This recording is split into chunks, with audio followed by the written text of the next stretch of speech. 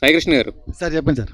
అదే ఇందాక అడిగిన క్వశ్చన్ ఇంకొకసారి అంటే ఇది వస్తుంది at the same time Saraswati వస్తుంది అవును రెండు సార్. ఈటీవీ విన్ అనే బ్యానర్ రెండింటికి కామన్ గా ఉంది. అవును సార్. సో ఏంటి మరి అంటే మీతో మీకు పోటీయా లేకపోతే ఎందుకు ఆ డెసిషన్ తీసుకోవాల్సి వచ్చింది?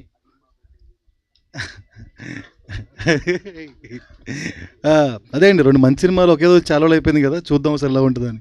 అది చాలా డిప్లొమాటిక్ గా ఉంది, అసలు ఆన్సర్ లా లేదే. అసలు ఆన్సర్ అదే. ఎందుకంటే సరస్వతి వాళ్ళు చెప్తాను, ఒకే రోజు రావాలని అనుకోలేదు యాక్చువల్లీ. 8th March అయితే ఉమెన్స్ డే, అందుకోసం సరస్వతి 6th ప్లాన్ చేసాము. ఈవెన్చువల్లీ ఈ సినిమా February 12th రిలీజ్ కావాల్సింది. సో తర్వాత శ్రీ విష్ణు గారి సినిమా, తర్వాత ఏ భగవాన్ సినిమా అన్నీ పోగా 6th డేట్ కనిపించింది. సో 2 మా సినిమాలే, 2 మంచి సినిమాలే, ఒక రోజు ఏమైంది. అదే అయితే లాస్ట్ టైం ఇది ఎందుకు థియేటర్కి వెళ్ళట్లేదు అన్నప్పుడు మీరు చెప్పిన రీజన్ కూడా అంతే స్ట్రాంగ్గా అనిపించింది. అప్పటి మాకు చాలా కన్విన్సింగ్గా ఉంది. అంటే 90s తర్వాత మళ్ళీ అలాంటి కంటెంట్ ఏది రాలేదు, మాకు సబ్స్క్రిప్షన్స్ అనేవి కూడా ఇంపార్టెంట్ అని. బట్ మీరు యాజ్ ఏ ఓటీటీ కింద ఫస్ట్ ప్రిఫరెన్స్ దానికి ఇవ్వాలి కానీ బట్ మీరు థియేటర్కి వెళ్ళడానికి ఫస్ట్ ప్రిఫరెన్స్ ఇవ్వడానికి రీజన్ ఏంటి ఈ సినిమా వరకు? ఈ సినిమా వరకా? సో అదే మీకు చెప్తా, అదే అనగనగా తర్వాత మంచి ఒరిజినల్ కాంటెంట్ లేకుండా థియేటర్కి వెళ్తున్నాం, ఓ సినిమా లేకుండా థియేటర్కి వెళ్తున్నాం. And some of the few contents థియేటర్కి వెళ్ళిన తర్వాత నెట్ఫ్లిక్స్కి వెళ్తున్నాయి. ఆ తర్వాత అందరూ అదే అడుగుతున్నారు, ఏంటంటే థియేటర్లో వస్తుంది, నెట్ఫ్లిక్స్లో వస్తుంది, ఎక్స్క్లూజివిటీ ఏం లేదా అనేది. సో ఒక మంచి సినిమా ఉంది, so only on ETV win అనే బ్రాండ్ని ఎక్కువ బిల్డ్ చేద్దాం అనుకున్నాం ఈ సినిమా నుంచి. ఈవెన్చువల్లీ ఏమైందంటే థియేటర్ ఎక్స్పీరియన్సే ఈ సినిమాకి బెటర్గా ఉంటుంది ఓటీటీ ఎక్స్పీరియన్స్ కన్నా అనేది ఫ్యూ ఫోకస్ గ్రూప్ టెస్టింగ్ వల్ల మేము కన్విన్స్ అయినాం, అందుకే తీసుకొస్తుంది. But experience okay sir, but build చేసుకోవాలని అంటే మీకు మెయిన్ కాన్సెప్ట్ బ్రాండ్ అది కదా. అయితే సిరీస్ ఎక్కువ తీద్దాం అనుకుంటున్నాం, ఇంకా దానికైతే చాయిస్ లేదు కదా, సిరీస్లతో బిల్డ్ చేద్దాం. సిరీస్ అయితే చాయిస్ లేదు, అడగరు కదా ఇంకా సినిమాకి తీసుకెళ్ళమని థియేటర్కి. శివాజీ గారు సార్ ఇటు సార్ చాలా కాలం తర్వాత ప్రొడక్షన్ చేస్తున్నారు కదా, ఇప్పటికి ఎలా అనిపిస్తుంది ప్రొడక్షన్? ఎందుకంటే చాలామంది ప్రొడ్యూసర్స్ చాలా మాట్లాడుతున్నారు, ప్రొడక్షన్ ఇలా ఉంది అలా ఉంది, ఈ ఇబ్బందులు ఆ ఇబ్బందులు, చాలామంది సైలెంట్ అయిపోతున్నారు కూడా కదా. అంటే నాకైతే ఏమీ అనిపించలేదండి. నాకు టాటా బిర్లా మధ్యలో నుంచి నాకు ఎక్స్పీరియన్స్ ఉంది సినిమా మేకింగ్ మీద. నాకైతే పెద్దగా డిఫరెన్స్ ఏమి అనిపించలేదండి. టెక్నికల్గా మారిందే తప్ప మేకింగ్ సైడు ప్రొడ్యూసర్గా దగ్గరుండి చూసుకుంటే నాకు అప్పుడు ఇప్పుడు నాకైతే పర్సనల్గా ఏం అనిపించలేదు సార్. అంటే ఈటీవీ విన్ అప్రూవల్ ఉండటం వల్ల కొంచెం ఈజీ అయిందంటారు ఫైనాన్షియల్గా కూడా? డెఫినెట్గా కదండి, మనకొక సినిమాని కొనేశారు అని అంటే ఆ ధైర్యం వేరు కదా, ధైర్యం వేరు.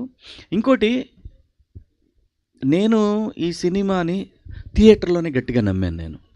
అందుకే కాన్ఫిడెంట్గా వాళ్ళు ఇచ్చిన డబ్బుల గురించి అంతవరకే కాకుండా దాన్ని ఎక్స్పాండ్ చేసి, నేను ఒకవేళ ఏదైనా దెబ్బ కొట్టినా కూడా భరించగలిగే స్థాయిలో దీన్ని ఎలాగైనా తీయాలి అనే ఉద్దేశంతో ఎక్కడా కాంప్రమైజ్ కాకుండా నేను ఈరోజు మీ అందరి ముందు గర్వంగా చెప్పగలనండి, ఈ సినిమా మీరు మన తెలుగులో కానీ తమిళ్లో కానీ తీసే బిగ్ సినిమాస్ తోటి ఆ క్వాలిటీ తోటి ఏమాత్రం తగ్గకుండా మాత్రం చేశానండి, అదైతే గ్యారంటీ. సో దానివల్లే నాకు కొంచెం డేస్ పెరిగినాయి, వాళ్ళు ఇచ్చిన దానికన్నా నాకు డేస్ కొంచెం ఎక్కువ పెరిగినాయి. ఇంకా మిగతా టెక్నికల్ సైడ్ మాత్రం టూ మచ్ స్ట్రాంగ్గా ఉంటుందండి సినిమా. మనం సినిమా ఎలా ఏ రేంజ్లో హిట్ అవుతుంది ఏమవుతుంది ఇదంతా కూడా ఆడియన్స్ పోయిన తర్వాత చెప్పాలి. బట్ ఇది మన కాన్ఫిడెన్స్ మాత్రం, ఏది సినిమా బాగుంది అనేది మన కాన్ఫిడెన్సు. మన చుట్టూ ఉన్న 10 మంది సినిమా చూసి సినిమా చాలా బాగుంది, థియేటర్కి రాలేదనేది లోపల లావా పొంగుతున్నా కూడా ఒక ఎథిక్స్ ఉంటాయి కదా. నాకు ఒక రీఎంట్రీ ఇచ్చిన ఒక సంస్థ, మనం ఇలా పోదాము, పైగా వాళ్ళన్న గొప్ప మాట కూడా ఏంటో తెలుసు, మీరు పెట్టింది మీకు మళ్ళీ వచ్చేస్తుంది, దాని గురించి ఏం ఆలోచించవద్దని కూడా చెప్పారు. సో ఇంత బాగా ఇంత గొప్పగా ఎవరు చెప్తారు చెప్పండి. మేము ఇచ్చింది ఈ బడ్జెట్లో సినిమా తీయాలి, నువ్వు తీస్తానన్నావు, అయిపోయింది, ఇంకా నీకు మాకు నీ దోల నువ్వు తీసుకున్నావు, ఇలా అనలేదు. సో అటువంటి కంపెనీలో నేను ఎదురు మాట్లాడేది ఉండదండి, ఎప్పటికీ ఉండదు. నేను నా చివరి వరకు ఉండదు ఆ కంపెనీ దగ్గర మాత్రం. సో నాకైతే మార్పు ఏం కనపడలేదు నిశాంత్ గారు మేకింగ్లో. All the best. Thank you అండి. శివాజీ గారు, ఫస్ట్ టైం మీరు ప్రెస్ మీట్ పెట్టి అది అనౌన్స్ చేసినప్పుడు ట్రైలర్ ఇదేంటి ఇంత మంచి కంటెంట్ని ఇలా వెళ్తున్నాడు అనుకున్నాం. లక్కీగా ఆ రోజు అనిల్ లాంటి ఒక పాజిటివ్ పర్సన్ రాబట్టి ఇమ్మీడియట్గా ప్రీవ్యూ చూసేసి ఇమ్మీడియట్గా మీకు ఇలా మారింది. మీరు కనుక ప్రొడక్షన్ చేయకపోతే ఇప్పుడున్న బడ్జెట్లో ఈ సినిమా జరిగేదా ఇప్పుడున్న సిచ్యువేషన్స్లో? ఖచ్చితంగా కాదండి, 100%. ఈ సినిమా ఒక 6 కోట్ల దాకా అయ్యేది గ్యారంటీగా. నేను చూస్తున్నాను కాబట్టి, నేను సినిమాలు చేస్తున్నాను కాబట్టి ఒక 5.5 నుంచి 6 కోట్లు గ్యారంటీగా అయ్యేదండి. బికాస్ ఇక్కడ ఏంటంటే మనము దగ్గరుండి చూసుకున్నప్పుడు, మనం పిల్లల్ని దగ్గరుండి చూసుకున్నాం అనుకోండి, ఏమైద్ది, మన కంట్రోల్లో ఉంటారు. మనం వాళ్ళని స్కూల్ పంపించేసాం, మనం ఫీల్ అయ్యి మన దారిని మనం ఎరా వచ్చావా ఇంటికి అని అడిగితే వాడు వచ్చాననే చెప్తాడు. అంటే ఎందుకంటే నాన్న లేడు అక్కడ. ఎరా వచ్చావా అంటే అర్థం ఏంటి, ఎరా ఇంకా రాలేదంటే వాడు టెన్షన్ పడతాడు, కానీ వచ్చావంటే అదే డిఫరెన్స్ అండి, ఏముండదండి. ఎప్పుడైనా వేసుకున్న బడ్జెట్ కొంచెం అటు ఇటు అవుతుందే, కానీ బీభత్సంగా అయితే మాత్రం అవ్వదంటే నేచర్ సపోర్ట్ చేయక మిగతా కారణాలు ఉండొచ్చు. గట్టిగా మేనిఫెస్ట్ చేసుకున్నట్టున్నారు.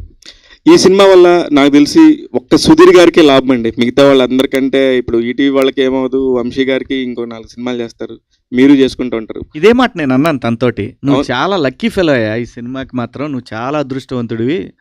అది ఈ ఓటీటీలోనే అదృష్టవంతుడివే, ఇక్కడ డైరెక్ట్ థియేటర్లో ఓటీటీలో తీయటం వేరు శివాజీ అన్న. ఎట్టి పరిస్థితుల్లో కూడా- ఓటీటీలో రిలీజ్ అయిన సినిమాలన్నీ సితార్లు అడ్వాన్స్లు ఉంటే డైరెక్టర్లకి భలేవాడు. నా పాయింట్, థియేటర్కి వచ్చే ఆడియన్కి ఉండే మజా వేరే. మీరు చెప్పినట్టు ఆ దర్శకుడికి, ఏ దర్శకుడికైనా థియేటర్లో తన పేరు చూసుకోవటం వేరు, ఓటీటీలో పేరు చూసుకోవటం వేరు. సుధీర్ గారి ఎక్స్పీరియన్స్. డెఫినెట్గా అండి, థ్యాంక్ యూ ఫస్ట్ అది అన్నందుకు. మీరు అన్నట్టు థియేటర్లో పేరు చూసుకోవడం ఎమోషన్, చిన్నప్పటి నుంచి అది చూసే ఇంత దూరం వచ్చాం కదా. సో సడన్గా టీవీకి వెళ్ళిపోతున్నప్పుడు చిన్న డిసప్పాయింట్మెంట్ డెఫినెట్గా ఉంది. బట్ తర్వాత ఇందాక నేను చెప్పినట్టుగా ఒక మిరాకిల్ లాగా జరగటం, సో ఈరోజు అగైన్ మళ్ళీ నేను థియేటర్లో నా పేరు నేను చూసుకుంటున్నాను అన్నప్పుడు చాలా హ్యాపీగా ఉందండి. దాంట్లో డెఫినెట్గా అది హ్యాపీ మూమెంటే. అలియానా ఏమన్నా రంజాన్ మాసంలో ఏదన్నా మంచి న్యూస్ చెప్తారేమోనని, అంటే టాలీవుడ్లో హాలీవుడ్ ఎంటర్టైన్మెంట్ అని చెప్పి ఒక బ్యానర్ స్థాపించి ఒక మంచి సినిమా తీశారు, అందరూ బాగుండాలి అందులోనే ఉండాలని, అది కూడా ఒక పాజిటివ్ ఫీలింగ్ తీసి మళ్ళీ ఆపేశారు. ఈ రంజాన్ మాసంలో ఏదన్నా కొత్త అనౌన్స్మెంట్ చేస్తారేమోనని. చెప్తా, ఇది రంజాన్ కదా, బక్రీద్లో అడుగు చెప్తాను. Thank you. శివాజీ గారు, సార్ ఇప్పుడు కోర్టు సినిమాతో మీరు టోటల్గా మంగపతి అయిపోయారు. ఇమేజ్ పరంగా కానివ్వండి, దాని celebration, character celebration, cinema success అన్నీ బాగా బ్రహ్మాండంగా సెలబ్రేట్ అయ్యేది. ఇప్పుడేమో ఇందులో అంటే సోషల్లీ ప్రిడామినెంట్ క్యారెక్టర్గా కనిపించారు మీరు. ఇందులో ఈ ట్రైలర్లో చూస్తుంటే కొంచెం హెన్పెక్డ్ హస్బెండ్ లాగా కొన్ని షాట్లు డిపిక్ట్ చేస్తున్నాయి. వాట్ ఈస్ దిస్ ట్రాన్స్ఫార్మేషన్ అండి? అంటే ట్రాన్స్ఫార్మేషన్ అంటే ఆర్టిస్ట్గా అన్నీ చేయాలి కదండి. మీ తాలూకు సైకలాజికల్ అప్లికేషన్ కానివ్వండి, ఒక ఆర్టిస్ట్గా అది ఆటోమేటిక్ వస్తుందండి, అనుభవంతో వస్తుంది. నటుడిగా పరిణతి చెందినప్పుడు అవన్నీ కూడా ఏది బాగా ఎంజాయ్ చేశారు?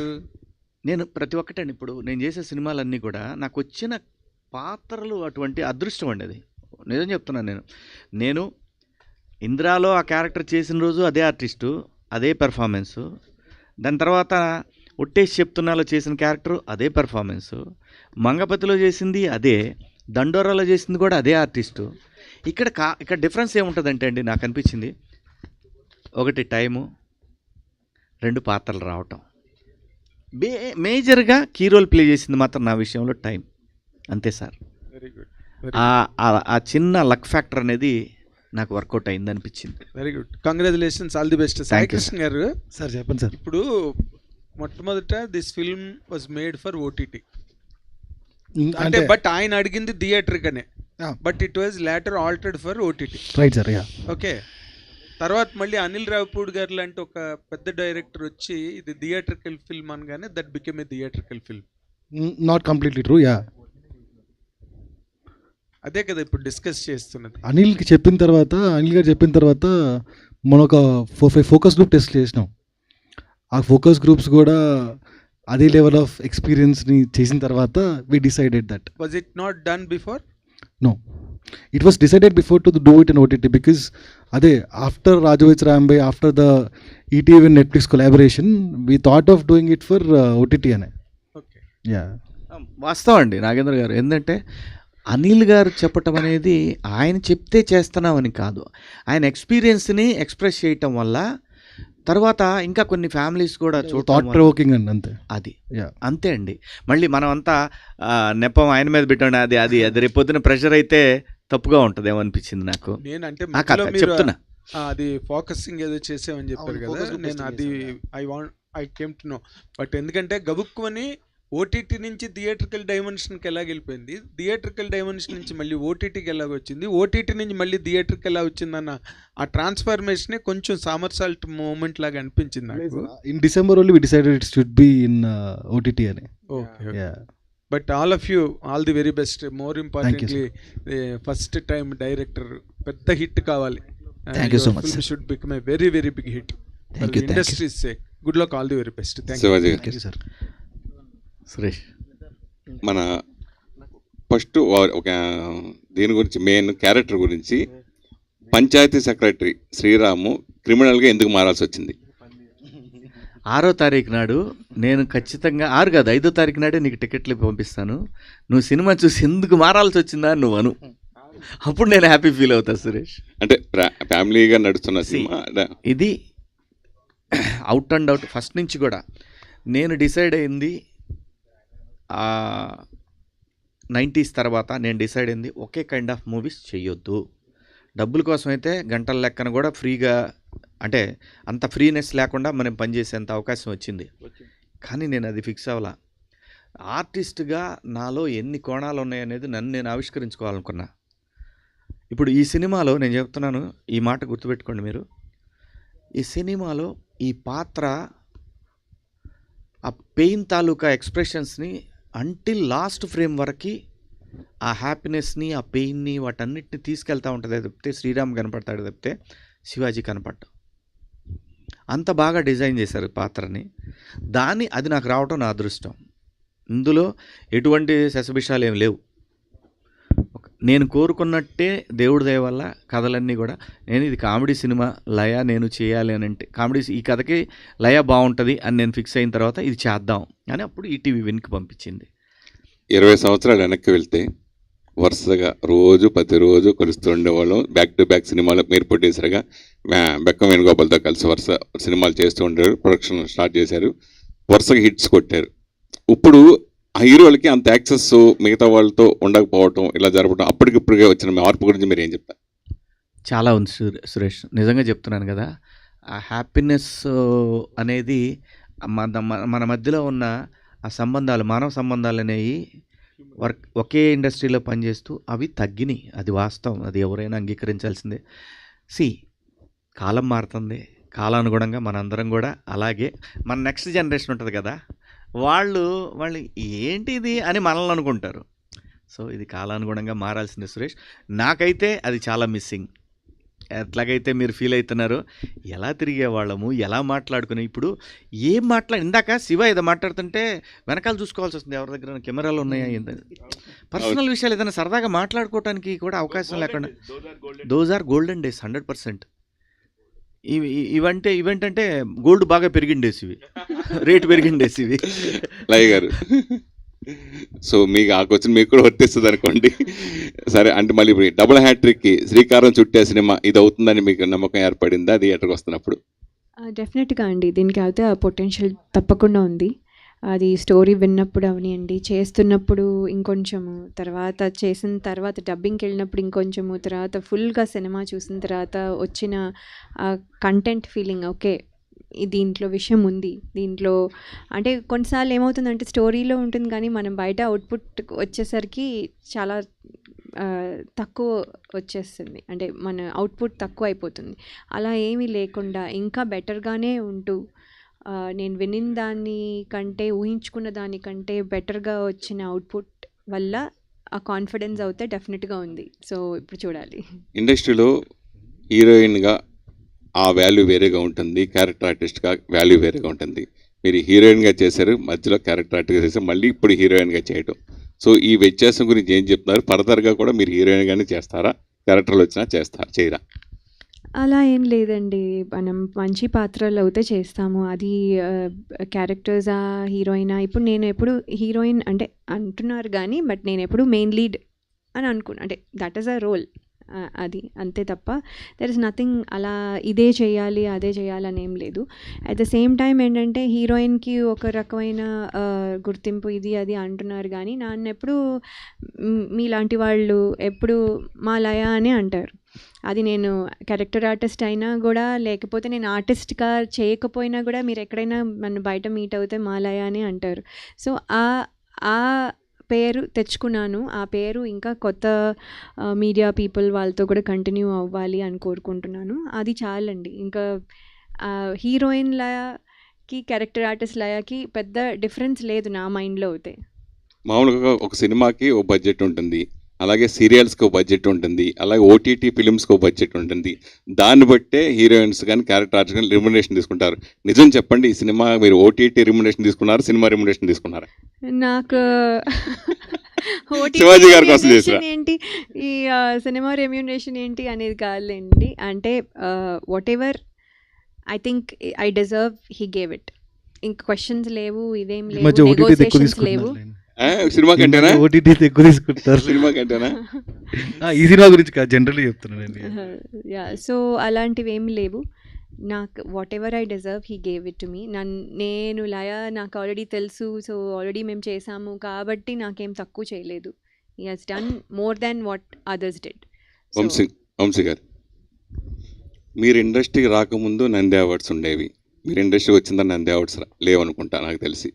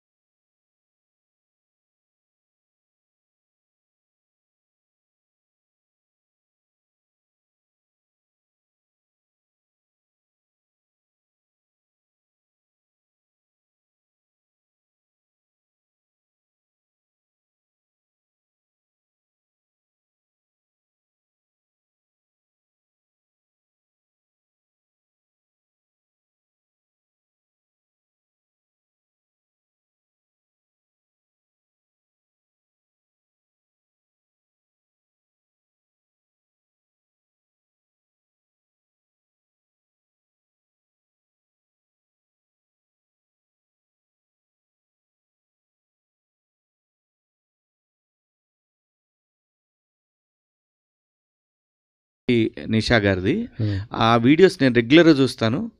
సో నాకు అనిపించింది అనమాట, ఇది family cinema, family entertainment based cinema ఇది. సో ఖచ్చితంగా వాళ్ళతోటి ఎలాగైనా సరే వాళ్ళని ప్రమోషన్కి మాకు ఉపయోగపడేలాగా ఒక వీడియో చేయాలనుకున్నాను. నేను అడిగాను, వాళ్ళు యాక్సెప్ట్ చేశారు ఈ సినిమాకి సపోర్ట్ చేయమని. ఓకే, ఈవెంట్కి అని పిలుచుకొస్తారా వాళ్ళని? ఏమండి? లేదండి, లేదా? వాళ్ళు రారండి. వాళ్ళు బేసిక్గా ఏంటంటే నా మీద ఉన్న గౌరవంతో యాక్సెప్ట్ చేశారు అంతే తప్ప వాళ్ళేమి డబ్బులు తీసుకొని ఇలా అట్లా కాదు. వాళ్ళు దే ఆర్ ఎనఫ్. డెఫినెట్గా వాళ్ళు మంచి వీడియోలు, మంచి కంటెంట్ చేయాలనే ఉద్దేశం అంతే. ఓకే, మీరు ఏదైనా ఒక మంచి అంటే మీరు మాకు హార్టెడ్ ఫుల్ మంచి ఏంటంటే చెప్పేది, మీరు ఏదైనా ఒక మంచి మాట చెప్తుంటారు అప్పుడప్పుడు సోషల్ మీడియాలో కూడా బాగా ఇది అవుతుంటుంది కదా, అందుకే అడుగుతున్నాను. అంటే ఈ సోషల్ మీడియాలో మీరు కొద్దిగా యాక్టివ్గా ఉంటారు కాబట్టి ఒక మంచి మాట చెప్తారని నేను అడుగుతున్నాను. బేబీ పునర్విక గురించి మీకు తెలిసే ఉంటుంది, మీరు ఏదన్నా ఒక మంచి మాట ఆ పాప గురించి. అదేనండి, నేను యాక్చువల్గా నిన్న వాళ్ళు ఒక నంబర్ పెట్టారు. ఆ నెంబర్కి నేను పే చేద్దామని వెళ్తే ఈ నెంబర్కి ఓవర్లోడెడ్ అయిపోయి వచ్చింది కాబట్టి రేపు ట్రై చేయండి అని అన్నారు. సో దాంతో మార్నింగ్ ట్రై చేస్తే మార్నింగ్ గవర్నమెంట్ ఇచ్చేసింది, గవర్నమెంట్ ఏదో సపోర్ట్ చేస్తుంది, సో కాబట్టి ఇంకెవరు వసూలు చేయట్లేదు అన్నారు. నిజాయితీగా నేను వెళ్ళానండి. నా దగ్గర ఫెయిల్ అయిన అవి ఉంటాయి మనకి ఫోన్పేలో, వాటిలో ఫెయిల్ అయిన ఇవి వస్తాయి. సో ఏదైనా సరే మానవత్వం బతికే ఉంది. నిజంగా చాలా కొన్ని లక్షల మంది రియాక్ట్ అయ్యారు. సో ఇదే కంటిన్యూ అవ్వాలి. మనం మనుషులం, అందరం కలిసి ఉందాం, అందరూ బాగుండాలి, అందులో అందరూ ఉండాలి. అది. Thank you. అలీ గారు, నీ జీనీ ప్యాంటు చూసి బుల్లెమ్మో పాట దగ్గర నుంచి మీరన్నా, మీ పాటలన్నా, మీ డ్యాన్స్ అన్నా ఇష్టపడిన వాళ్ళు చాలామంది ఉంటారు. సో ఎస్పెషల్లీ పాయా సాంగ్ చాలా అద్భుతంగా ఉంది సాంగ్. సో ఆ సాంగ్ ఫస్ట్ విన్నప్పుడు మీకు ఎలా అనిపించింది? అలాగే నిర్మాత బండ్ల గణేష్ చేత డ్యాన్స్ చేయించడం ఒకటైతే దాంట్లో లిరికల్గా చంద్రబాబు నాయుడు గారి గురించి, మన పవర్ స్టార్ పవన్ కళ్యాణ్ గురించి, వీళ్ళందరి గురించి లిరికల్గా ఉన్నప్పుడు పాట విన్నప్పుడు మీ ఫీలింగ్ ఏంటి? యాక్చువల్గా ఆ పాట తీసుకొచ్చింది నేనే. సో అది చెప్పారులే. ఎస్, అయితే అది ఇక్కడ మనం హిందీలో కాకుండా తెలుగులో దాన్ని తెలంగాణ యాసలో దాన్ని పాట చేసి చేయడం జరిగింది. పాట చేసిన తర్వాత శివాజీ రోజు నైట్ ఫోన్ చేసి, అన్న పాట రెడీ అయిపోయింది, ఒకసారి వినిపిస్తాను, నీకు పంపిస్తున్నాను, విను, మళ్ళీ 10 minutes తర్వాత దాన్ని డిలీట్ చేసే అన్నాడు. నేను విన్నా, శివాజీ చాలా బాగుంది, ఇది అద్భుతంగా ఉంది, డైరెక్టర్ గారు కూడా చాలా హ్యాపీ ఫీల్ అయ్యారు, అన్న నేను బండల్ గణేష్ని అనుకుంటున్నాను అన్నాడు. ఒకసారి నువ్వు డైరెక్ట్గా వెళ్ళు అనగానే తను వెళ్ళటం చెప్పటం, ఒక డేట్ ఇచ్చాడు. ఆ డేట్లో తనకేదో ప్రాబ్లం ఉంటే తన సొంత పనుల మీద డేట్ మళ్ళీ మార్చి దాన్ని చేయడం జరిగింది. కుంభవృష్టి అసలు మామూలు కాదు, రామోజీ ఫిల్మ్ సిటీలో వర్షం, ఆ వర్షంలో 2 రోజుల్లో పాట ఫినిష్ అయిపోయింది. డాన్సర్లు సహా టెక్నీషియన్స్ అందరూ ఆ రోజు పాయ తిన్నారు, షూటింగ్ ఫినిష్ చేశారు చక్కగా. 2 రోజుల్లో సాంగ్ అయిపోయింది, ఎడిటింగ్ చేశాడు, సాంగ్ రిలీజ్ చేశాడు. పాయ ఎంతమంది తిన్నారో తెలియదు, కానీ ఈ పాట రిలీజ్ అయిన పాయ చాలామంది తిన్నారు, అంత అద్భుతంగా. వంశీ గారు, అది యాక్చువల్లీ మీరు రెగ్యులర్గా సినిమాలు చేస్తున్నారు, నిజంగానే మీరు చెప్పినట్టు రెగ్యులర్గా మీడియాతో కలుస్తున్నారు, రెగ్యులర్గా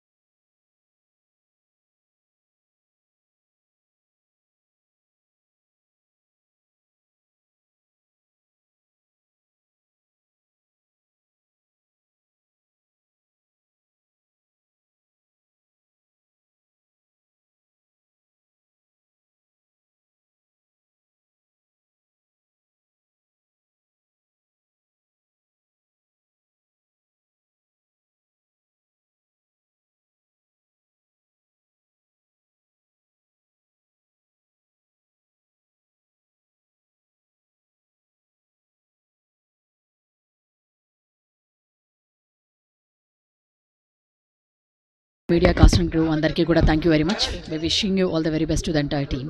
Thank you.